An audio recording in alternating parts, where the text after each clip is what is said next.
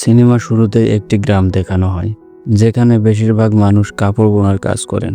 এটাই এখানকার প্রধান কাজ জীবিকা নির্বাহের। এখানে সত্যম নামে একজন ব্যক্তি তার এক বন্ধুর কাছ থেকে টাকা ধার নিতে যায়।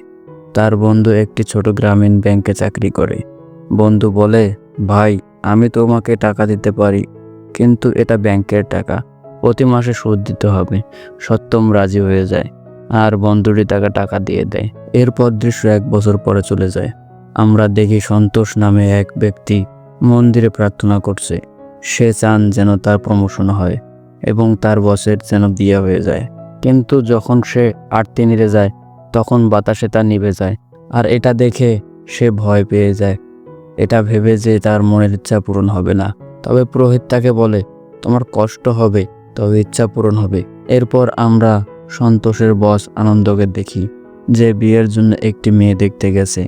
আনন্দ 35 বছরের অবিবাহিত। বারবার বিয়ের চেষ্টা করলেও কোনো না কোনো কারণে বিয়ে ভেঙে যায়। তেমনি আজকেও আনন্দ জানতে পারে মেয়েটি দুধ বিক্রেতার সঙ্গে পালিয়ে গেছে। এদিকে অফিসে সন্তোষ তো মনে করে আনন্দ তো বিয়ে করছে, যাই তাকে মিষ্টি খাইয়ে ইমপ্রেস করি আর আমার প্রমোশনের কথা বলি। কিন্তু আনন্দ তো মেয়ে পালিয়ে যাওয়া বিষয়টা নিয়ে রেগেই আছে। তার মধ্যে সন্তোষ মিষ্টি নিয়ে যাওয়ায় তার উপর রেগে যায়। এরপর সন্তোষ তার বন্ধু বালু এবং সহকর্মী সুচিত্রার মধ্যে কথোপকথন করতে থাকে। সুচিত্রা জানতে চায় কেন আনন্দ এখনো বিয়ে করেনি। সন্তোষ তখন মজা করে বলে, তুমি নিজেই আনন্দকে বিয়ে করে ফেলো।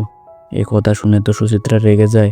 এরপর পুনরায় দৃশ্য গ্রামে ফিরে আসে আর আমরা জানি সত্যমই সন্তোষের বাবা, যে 1 বছর আগে বন্ধুর কাছে টাকা ধার নিয়েছিল।